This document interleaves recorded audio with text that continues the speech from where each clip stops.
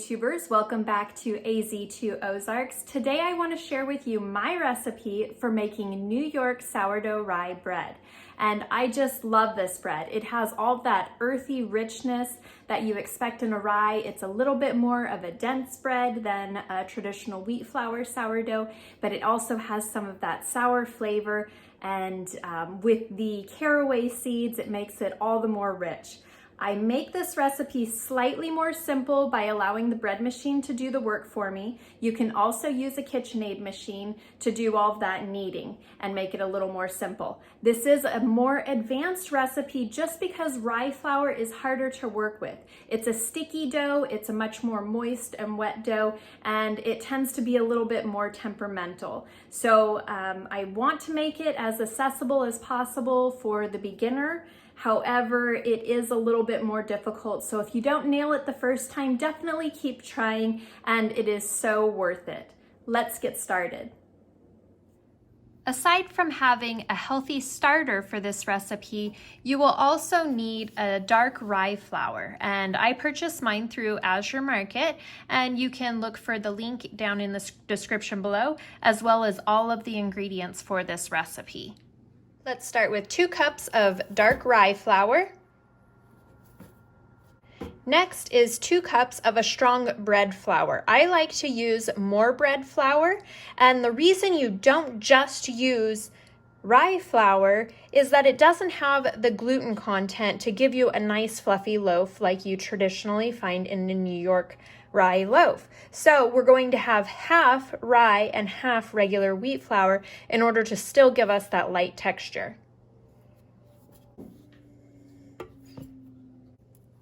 2 teaspoons salt, 1 tablespoon caraway seeds, 1 cup active sourdough starter made from wheat flour, and about 1.5 cups of water. Using your bread machine on the dough setting, go ahead and begin the cycle.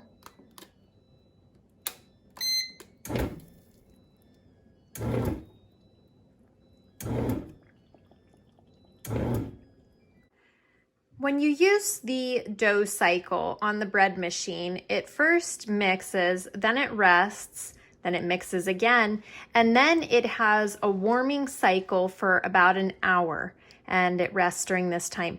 This is the point I take it out of the bread machine and put it in a separate bucket because I don't want to mix it in the bread machine again after this long rest because I don't like how it shapes it. For sourdough, I think it needs to be shaped and stretched differently.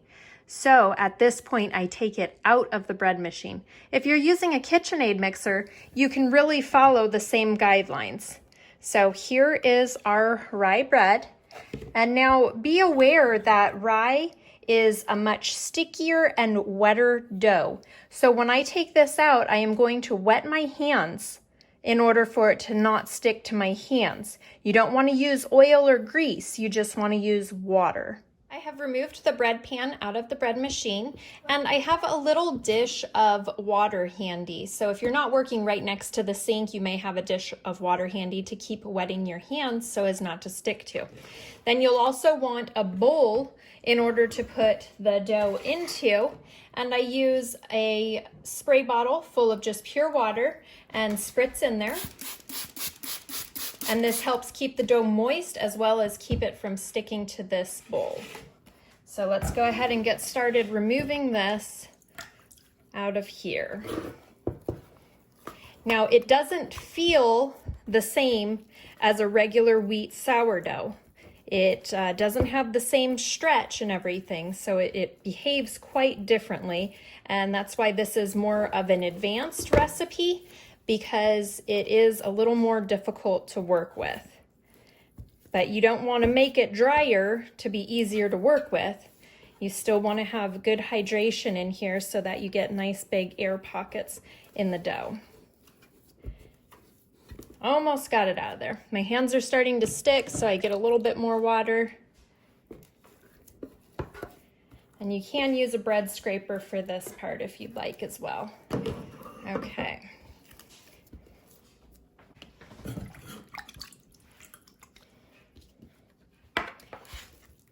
And using wet hands and a bread scraper, you're going to shape this into a round, stretching and pulling over, just as we would for the artisan boule for sourdough, but it just feels a little bit different and it's way more sticky. Okay, I'm starting to feel that it's getting pretty tense. You don't want it to start ripping when you're pulling it in. So I'll get a little bit more water on my hands and I'm going to flip it over and wet the dough with my hands and tucking it under in this motion, folding it under into itself. And this is very wet. You may see I've got kind of a puddle of water here going. So this is a very wet dough. And now that it's shaped nicely, and you can see it's not falling flat or spreading out quickly. It has a lot of tension, it's just very wet. Now we're going to put it into the sprayed bowl with the top side up and the bottom side down. In it goes. We will spritz it again on top to keep the dough very moist. It's okay if you have some water sitting on top there. It is okay. Rye is a very thirsty dough and needs a lot of water. Next, I'll cover it with a piece of plastic wrap and allow it to sit and rise on the counter for an hour before we shape it for the final shaping. Our dough has been rising for an hour now and we are ready for the final shaping. And I prefer to use Banneton baskets, but I understand many people don't have them. So let's go ahead and just use a couple regular colanders. You just want something that has a way for air to get through the bottom here. So we'll take 2 baskets, and this can make 2 smaller loaves or 1 really giant one. If you make a really big loaf with these, you're risking that it may not cook through the center. So I like making 2 smaller loaves since they are a high moisture loaf. So we line it with just a cotton towel. You want to make sure that you don't have any fragrance in it, so you didn't use any laundry detergent with fragrance and no dryer sheets. And it's a towel that you don't mind if it gets gummed up a little bit, because rye does have a tendency to stick. And that's our next thing. We want to dust it generously with rye flour. So you don't want to be skimpy here. It does have a tendency to stick because it is so wet. So lots of this flour here lining the baskets, and now they are ready. Set them over to the side. And we'll begin working with our dough. Now you can see there's a little bit of water in there, and that's okay. That's perfectly fine. And again, I will have my little dish of water to wet my hands with and my bread scraper. So first I'll wet my hands, very much so. And even if you get some on your countertop, that's okay. It makes it less sticky. Using the bread scraper, start scraping this out of here. And you'll see that it's more sticky. Sorry for the squeaks. It's actually my hand squeaking in there. So we've got our dough out here and nice wet fingers, and we'll start shaping this. Oh, forgetting an important part, divide it in half. We're making 2 loaves here. Getting ahead of myself again. So we start shaping it into our round, pulling up little pieces and stretching them to the middle and kind of holding them in place, pinching them in until you start feeling the tension building in the dough. You don't want it to start ripping, so you just pull smaller pieces into the center.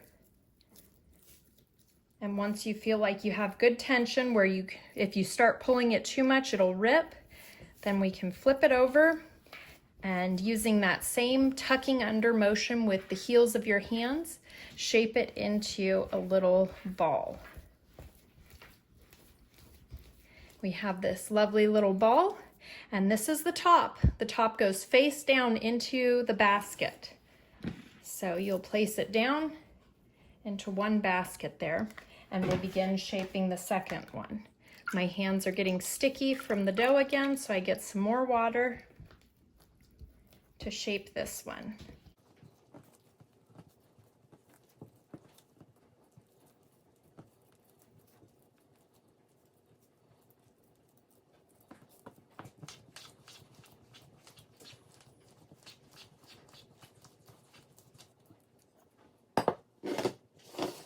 and it goes face down into the basket. And then you just cover them over the top just so nothing gets in there. And they will form a dry crust overnight, and that's ideal. In my current humidity, it might not be very much of a dry crust, but allow these to rest overnight. You can allow them to rest for 12 all the way up to 18 hours, and then we will bake in the morning. It is the next morning and our bread has been rising overnight. I did get quite a bit of rise in these, and it's probably because the humidity is higher here, so it doesn't keep a firm crust that prevents them from rising higher. But now we are going to prepare the oven for baking. To prepare the oven, simply preheat it to 400 degrees and put an old pan in the bottom rack that you don't care about. So we are going to use this to put water on, and this will help our bread steam while it's baking. So you'll see that you get some hard water buildup and things like that. So you don't want to use one of your best pans for this. Plus it has the potential of getting warped. So while you're preheating, have that pan inside the oven getting hot as well. Next, we need to remove our loaves and turn them face up and set them onto our parchment lined baking sheet.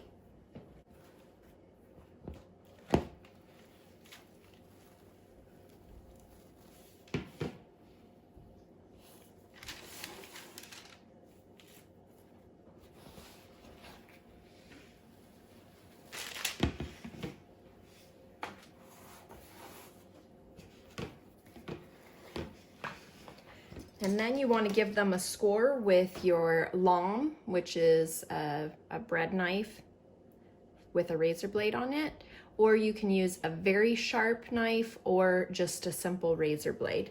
With these ones, I kind of like to do like a wheat leaf pattern on them.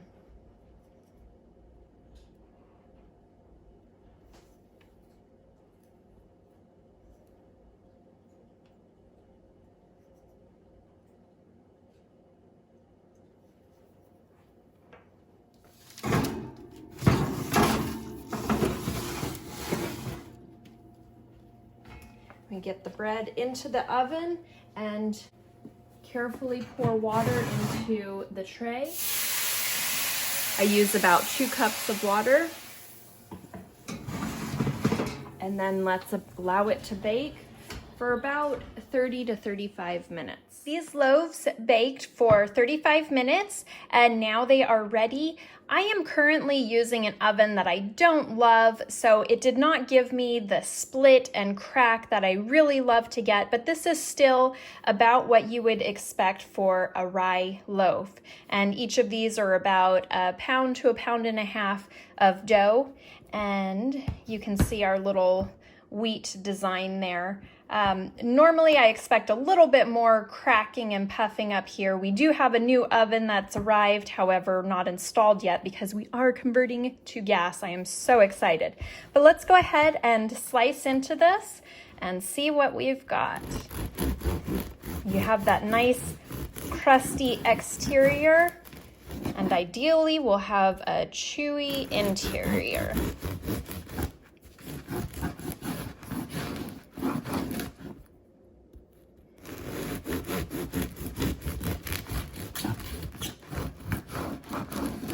All right, let's take a peek here. So we have our lovely rye bread. So the air bubbles are slightly more dense than you would get with wheat flour sourdough. However, it is so moist. I can just feel the stickiness here, and it'll be chewy and delicious. Let's go ahead and do a taste test. All right, here goes the taste test with my expert taste tester here. Go ahead and take a bite into that. So this New York Rye sourdough makes excellent meat sandwiches, but how I really love to have it is I'll go on picnics with my girlfriends. Well, back in Arizona I did. I would take the sourdough rye and I would bring a jar of my blueberry chia seed jam, which is sugar-free, and it was just so divine having it spread on the rye. Those flavors combined amazingly. So I hope this video helped you, and if you find it useful, give us a thumbs up and subscribe for more recipes in the future. It's good. Good.